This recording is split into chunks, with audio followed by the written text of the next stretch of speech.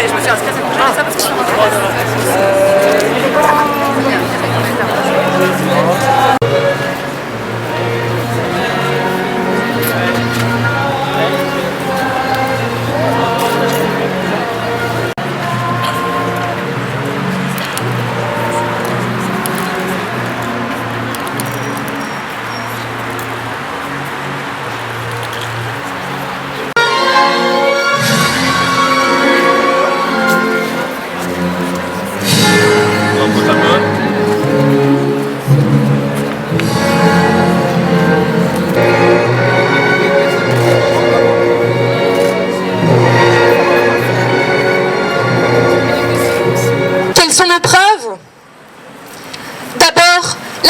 de Genève, les directives européennes et la loi.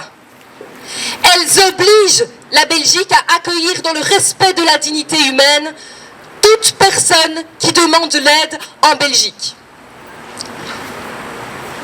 Cet asile, cette aide qui est demandée, cet accueil qui doit être dû dans une telle aide, il s'agit d'un droit, d'un principe que les nations ont irrévocablement adopté après la Deuxième Guerre mondiale face au sort des nombreux réfugiés juifs qui ont été refoulés et ont péri dans les camps.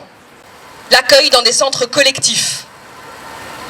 C'est en réalité une stratégie fondée sur la mauvaise foi.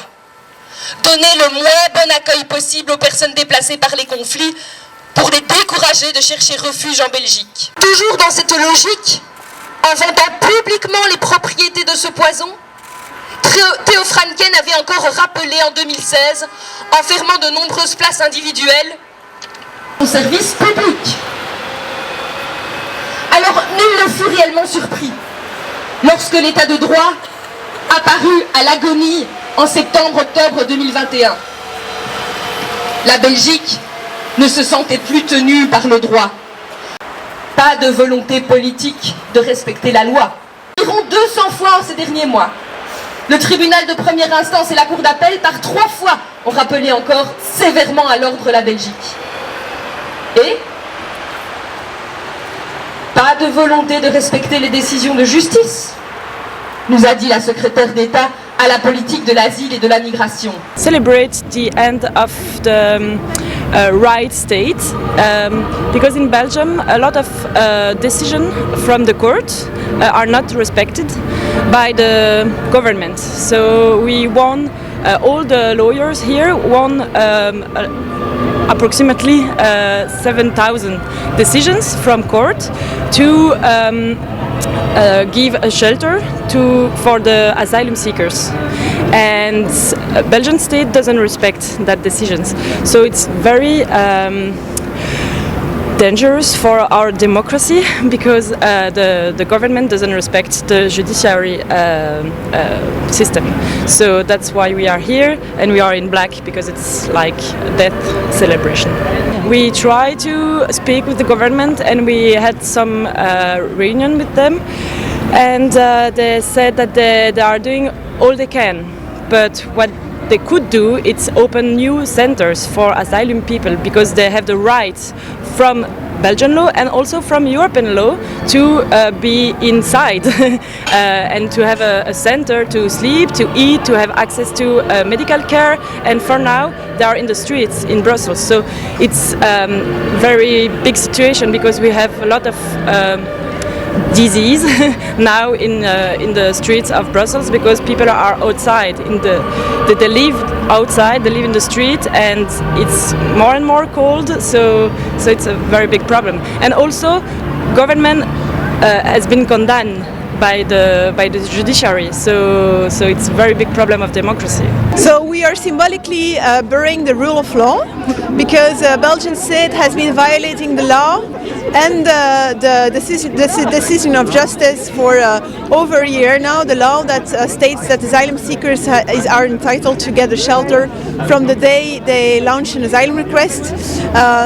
This law has been violated for over a year by the Belgian state, and now for over a year also all the decision of justice is saying that he should respect the law are also violated, and that means that we have thousands of asylum seekers sleeping in the streets for 4 or 5 months before they get a shelter.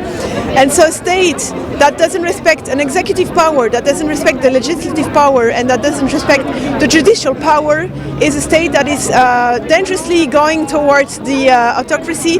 And so we consider that today we have to state that the rule of law has died and that we are burying it, and we just hope that this symbolic burial will be the only one, and that there won't be someone dying, freezing to death on the streets, because this is what we're going to face now. Probably yes, because because of lack of political will. This is what the Secretary of State for Asylum and Migration we went to see 3 weeks ago told us. She said, I have no political will to respect the judicial decision that states that she has to provide in an emergency shelter for migrants who arrive, asylum seekers who launch a procedure. So now we are coming here in front of the Minister of Justice to ask him what he thinks about the rule of law being violated this way, but he didn't even have the courtesy to answer us. We wrote him 2 weeks ago to ask him for a meeting, and he replied 10 days ago that he was thinking about it, and apparently he's still thinking about it because he didn't answer us. So I am very worried about the state of my democracy. I am a lawyer. My job is to launch procedures and to win them if my clients are in their rights. We've done all of this, all lawyers here, we've done this thousands of times without having any change. So we hope that now finally the government will take his responsibility and do his job.